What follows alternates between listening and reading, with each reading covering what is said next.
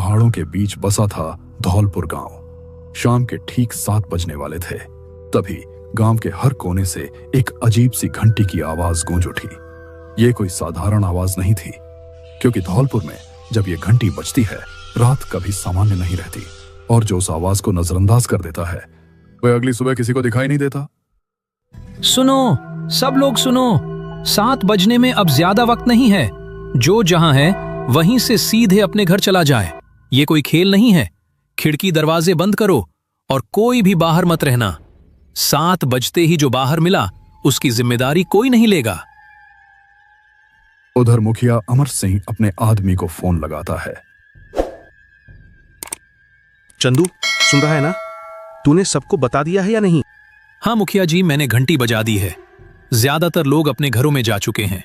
बस 2-4 बच्चे हैं मुखिया जी, जो अभी रास्ते में हैं, अपने घरों की तरफ ही जा रहे हैं। ज्यादातर का क्या मतलब है? कोई बाहर तो नहीं रह गया? चंदू, तू जानता है ना 7 बजे के बाद इस गांव में क्या होता है? हाँ मुखिया जी, सब जानता हूं। तो फिर देर मत कर, फौरन उन बच्चों को घर भिजवा। 7 बजने से पहले एक भी इंसान बाहर नहीं दिखना चाहिए। समझ गया मुखिया जी, अभी भेजता हूं, अभी।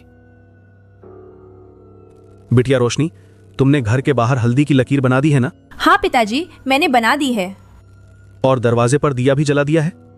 हाँ पिताजी, दिया भी जल रहा है। अच्छा, सारे पर्दे बंद कर दिए हैं ना? खिड़की कहीं से खुली नहीं रहनी चाहिए। जी पिताजी, अभी बंद कर देती हूँ। पिताजी, हम ये सब रोज क्यों करते हैं? हल्दी की लकीर, दिया, पर्दे, आखिर किससे बचने के लिए? बिटिया, ये सब हमारी सुरक्षा के लिए है। कुछ बातें समझाई नहीं जाती, बस निभाई जाती हैं।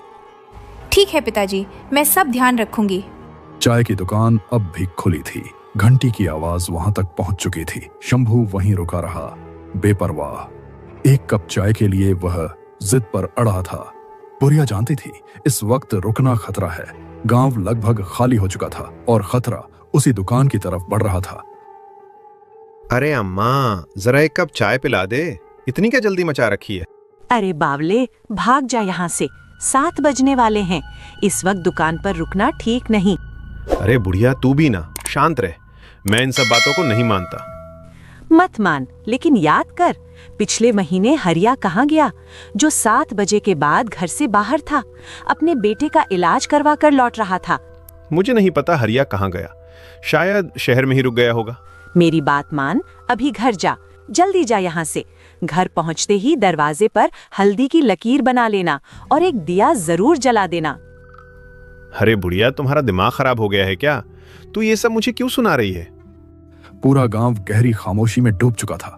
हर घर की खिड़कियां बंद थीं, दरवाजों पर दियों की लौ कांप रही थी और हल्दी की पीली लकीरें अंधेरे में चमक रही थीं। रोशनी अपने कमरे में थी। उसने सब कुछ वैसा ही किया था जैसा कहा गया था।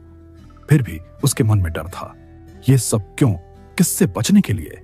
तभी खिड़की पर एक धीमी दस्तक हुई और उसी पल ऐसा लगा जैसे रोशनी की सांसें थम गई हों। रोशनी खिड़की के पास पहुंची और बाहर झांका। चांदनी में उसे एक परिचित साया दिखाई दिया। वही चेहरा, वही आंखें। तभी वह समझ गई, खटखटाने वाला कोई और नहीं, उसकी मां थी, जो महीनों पहले रहस्यमय तरीके से गायब हो चुकी थी। माँ, आप इतनी रात में बाहर क्यों खड़ी हो? आपको ठंड लग रही होगी, अंदर क्यों नहीं आई? रोशनी बेटा, दरवाजा खोल। बाहर बहुत डर लग रहा है मुझे। ठंड से पूरा शरीर कांप रहा है मेरा बेटा। मुझे बहुत ठंड लग रही है। मैं यहाँ अकेली खड़ी हूँ। जल्दी दरवाजा खोल दे रोशनी। अपनी माँ को बाहर मत छोड़। बस एक बार दरवाजा खोल दे बेटा। माँ, आप इतने दिनों से कहाँ थी? हम सब आपको ढूंढते रहे। पिताजी रोज आपकी बात करते थे। माँ, सच बताइए, आप चली कहाँ गई थी? रोशनी दरवाजे की ओर बढ़ ही रही थी कि तभी उसे पापा की कही एक बात याद आ गई। एक ऐसी चेतावनी जिसे कभी नजरअंदाज नहीं किया जाना चाहिए। उसकी चाल धीमी पड़ गई और दिल की धड़कनें अचानक तेज हो गईं। सिर्फ एक हफ्ता ही तो हुआ था जब उन्होंने रोशनी को बहुत प्यार से समझाया था। हर शब्द में चिंता छुपी थी, जैसे उन्हें पहले से ही किसी अनहोनी का अंदेशा हो। रोशनी बेटा, ध्यान से सुन ले मेरी बात। 7 बजे के बाद कभी भी दरवाजा मत खोलना। लेकिन पिताजी, अगर बाहर कोई सच में मुसीबत में हुआ तो? उस वक्त बाहर कोई इंसान नहीं होता बिटिया। जो आवाज आए वो इंसानों की नहीं होती। और अगर दरवाजा खुलवाने वाली मेरी माँ ही हो तब भी नहीं रोशनी। नाम, चेहरा, आवाज ये सब धोखा हो सकते हैं। 7 बजे के बाद जो भी बाहर हो वो इंसान नहीं होता। तो फिर हमें क्या करना चाहिए पिताजी? चुप रहना, दरवाजा बंद रखना और सुबह होने का इंतजार करना, यही सबसे बड़ी समझदारी है। माँ, पिताजी ने मना किया है। इस वक्त दरवाजा खोलने से साफ मना किया है। मैं अभी दरवाजा नहीं खोल सकती। क्यों रोशनी बिटिया, क्या हुआ है? क्या तुझे अपनी माँ पर भरोसा नहीं है? नहीं माँ, ऐसी कोई बात नहीं है। आप पर भरोसा है, लेकिन आप मेरी बात समझिए। मैं अभी दरवाजा नहीं खोल सकती। समझो, अपनी माँ को बाहर छोड़कर तू मुझे समझने की बात कर रही है? माँ प्लीज, सुबह हो जाएगी तो मैं। सुबह? अगर तूने अभी दरवाजा नहीं खोला ना रोशनी, तो याद रखना ये दरवाजा हमेशा के लिए बंद हो जाएगा। फिर चाहे तू कितना भी पुकारे, मैं नहीं आऊंगी। अगर तूने दरवाजा नहीं खोला रोशनी, तो तुम्हें इसका भारी नुकसान उठाना पड़ेगा। रोशनी के भीतर डर उमड़ पड़ा। उसने झट से पर्दे बंद किए और बिना पलटे अपने पापा के कमरे की ओर दौड़ पड़ी। पीछे कहीं से एक ठंडी सी आहट आई और उसके कदम और तेज हो गए। सूरज निकल चुका था। रात का डर अब रोशनी में बदल रहा था। अमर सिंह जब अपने कमरे से बाहर आए तो देखा रोशनी पहले से ही घर के बरामदे में बैठी थी।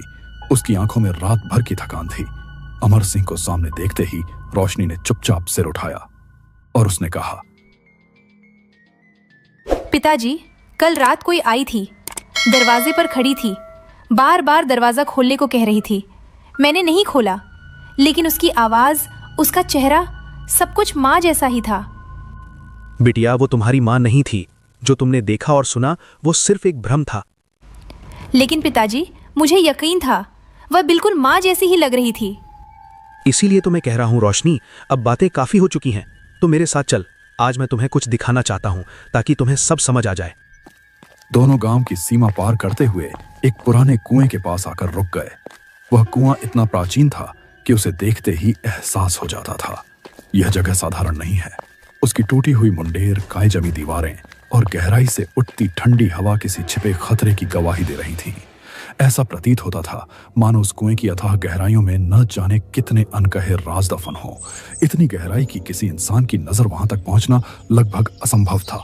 बस उसमें झांकने भर से ही दिल में एक अनजाना डर और रहस्यमयी सिहरन जाग उठती थी। ऐसा लगता था जैसे वह कुआं सिर्फ पानी नहीं समेटे हुए है, बल्कि अपने भीतर कोई भयानक सच छुपाए बैठा है। एक ऐसा सच जिसे देख लेने के बाद शायद कोई इंसान पहले जैसा न रह सके। पिताजी, ये कुआं इतना डरावना क्यों लग रहा है? रोशनी बेटा, आज जो कुछ भी इस गांव में हो रहा है ना, उसकी जड़ यही कुआं है। कैसे पिताजी? 50 साल पहले यहाँ एक आदमी रहता था, बिरजू। वो जमींदार के यहाँ मजदूरी करता था। एक दिन उसने जमींदार की गलत बात मानने से मना कर दिया। फिर क्या हुआ? गुस्से में जमींदार ने पूरे गांव से उसका पानी बंद करवा दिया। डर के मारे किसी ने उसकी मदद नहीं की। बिरजू भूख और प्यास से तड़पता रहा और एक दिन मर गया। और गांव वालों ने कुछ नहीं किया? वो और उसका बच्चा जिंदा थे। बच्चे की तबीयत बिगड़ गई। उस औरत ने पूरे गांव से मदद मांगी, लेकिन किसी ने एक रोटी तक नहीं दी। हे भगवान! और उसकी पत्नी? तो बच्चा भी? हाँ बेटा, बच्चा भी मर गया। फिर उस औरत ने क्या किया पिताजी? दर्द और गुस्से में उसने पूरे गांव को श्राप दे दिया और अपने बच्चे के साथ इसी कुएं में कूद गई।